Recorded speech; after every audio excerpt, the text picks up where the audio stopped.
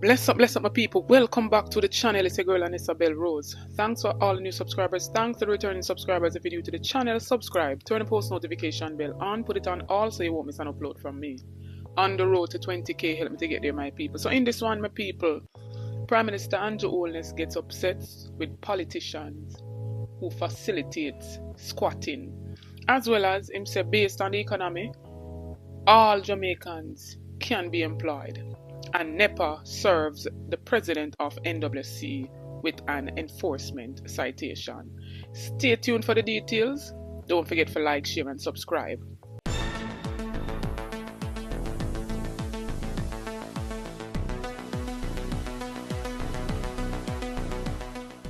So my people were seeing where the Prime Minister had stood up to his promise of giving Chanel Francis back a place based on the whole controversy surrounding her housing in the Clifton area that was demolished since this year.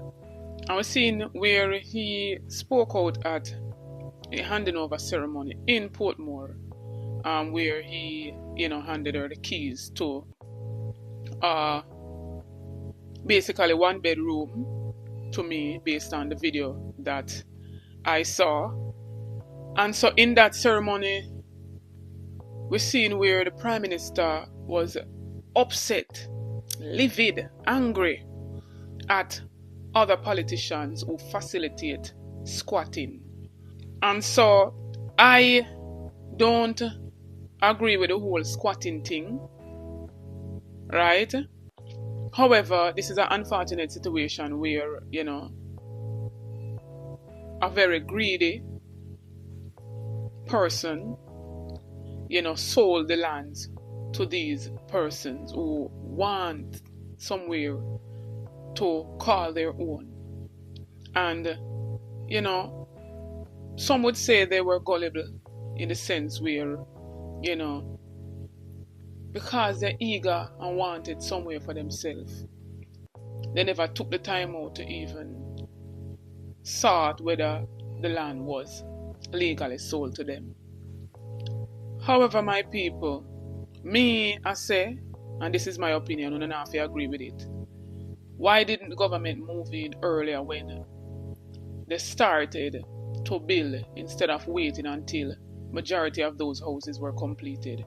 And also, we could have sided with the Prime Minister in this part where, he's upset with the politicians who facilitate squatting. You understand? And I'm asking, where is the councillor for this area? Who is the MP? I'm not so familiar with who is the MP for the Clifton area. So anybody who has that information can just drop it in the comment section, because I said to myself, the MPs who are in charge of certain areas as well as the councillors, nobody never see these people building up these mansions on these properties to find out who they bought them from and why are they building on quote unquote government land, as they say. But anyways, I want to hear this clipping that I have where the Prime Minister is getting out basically on these politicians for facilitating and supporting the whole squatting idea. Not sure who is really talking about, but I guess it's all other politicians in general who supports this form of act. Take a listen. As your Prime Minister, I also share this sentiment that you have, this abiding sentiment that we must give people opportunity to own them house and a piece of land.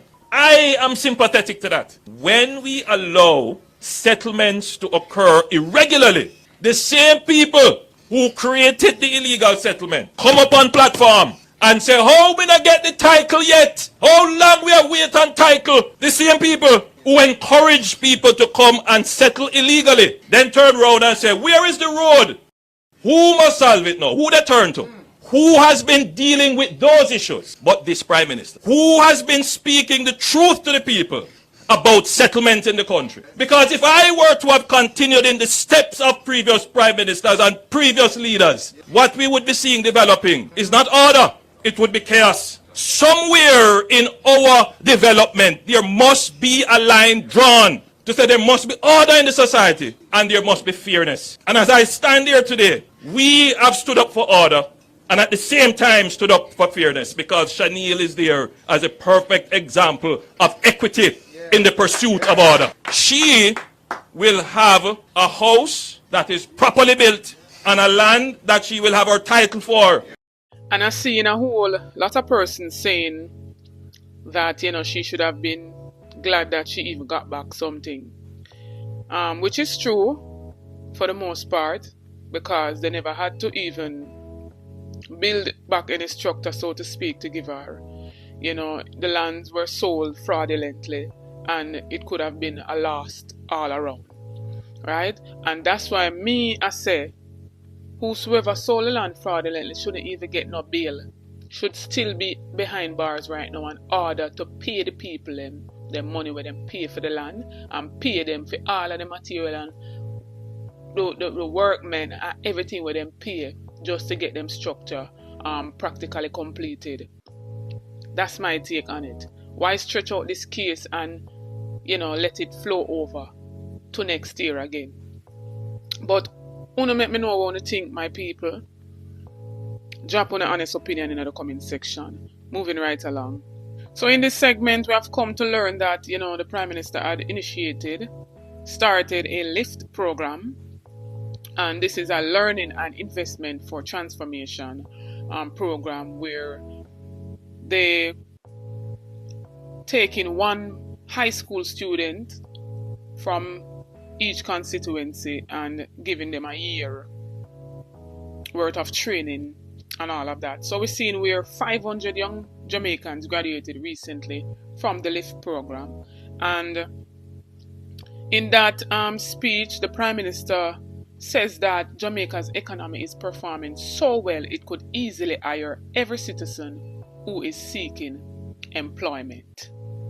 But a lot of persons are not skill trained, and so it defeats the purpose, so to speak. But take a listen to what he said in that meeting. But the point of fact is that the economy is generating a job for every person that is willing and able and actively seeking a job. And that is where Jamaica is today. The economy is generating jobs and could easily hire everyone who is seeking a job. But we have a slight problem in Jamaica. Not a slight problem, it's a huge problem. And that is employability. And then when I speak to the employers, they say, I have to interview 10 persons to find one. That tells you that we have a problem with training skills level, but also the finer skills, the employability skill. Because it's one thing to take in a very good programmer, a person that has 5 CXCs, and you put them at the front of your establishment, and someone walks in and that person's head is down, they're on their phone, and somebody says good morning, and their head is down and they're on their phone, and the person says, I'm here to see so and so, and the answer, I'm not there now. The first cost is that we lose the productivity, creativity, energy of those persons who are not contributing to the productive sector. And then, for those who get involved in criminal activities, we end up paying for that. Crime and violence, we end up paying as well for the social and other problems that they create. So we lose the productivity, and then we end up paying for the social problems they create. So we're very concerned about that. And the concern is becoming even more palpable for us because the business sector will tell you that they cannot find people to work. It may sound counterintuitive because in your communities you are seeing people there sitting down every day not doing anything, boring the proverbial hole in the handmill. So it is a challenge for the government to figure out how do we get these unattached youth into the productive sector. Meanwhile, in this segment, we're seeing where on December the 9th, thousands of fishes have been killed in the Harbour Head, Kingston area.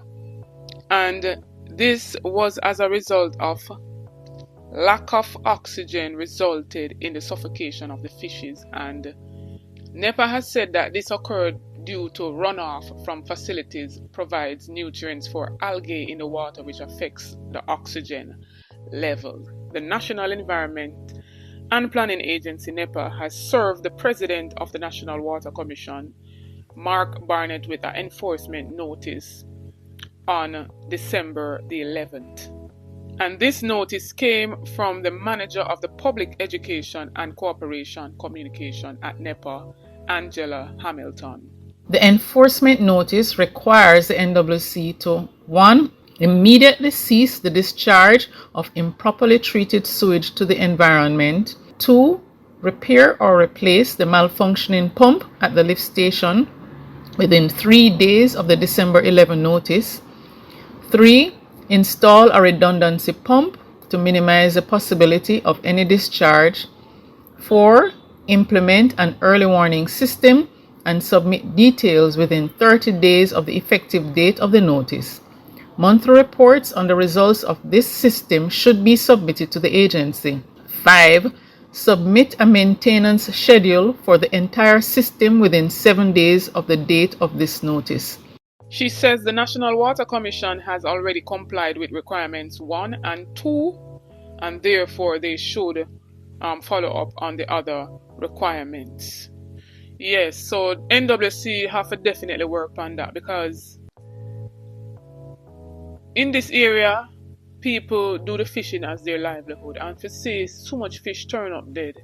And not only that, this contaminated water can affect not only the fishes but other persons in general. Right? So they need to treat these contaminated waters and stop letting these spill-off go into the sea or the river, wherever. But when I chat up to my people, drop phone comments in the comment section. Let me hear what I have to say about everything that was unfolded in this video. We've seen where the Prime Minister spoke out against politicians who support, the whole squatting. We've seen where he says that, those who are looking work, all can be hired, but due to lack of skill trained, they are unable to acquire these jobs. And what of NWC not taking charge of this contaminated water that end up spilling off into the sea, causing, thousands and thousands of fishes to have died? Let me know what I say. Don't forget to like, share, and subscribe to the channel. Go over to my other platform, Instagram and Facebook, and follow me over there at Anissa Bell Rose. Check out the YouTube store, make a purchase, it goes in support of the channel. Check out the YouTube membership, you get a lot of benefits by becoming a member. We do notification shout out in each and every video. To be a part of that, all you have to do is be the first to comment, like, and subscribe, and you'll be featured in the following video to come. This notification shout out goes to Arlene From. Big up yourself, Arlene From. Thanks for the continued support from each and every subscriber. New viewers, come on board, journey with me, join the family. Support the ABR movement on the road to 20k. Like up the videos, share out the videos. Stay tuned for more videos. Big up on yourself.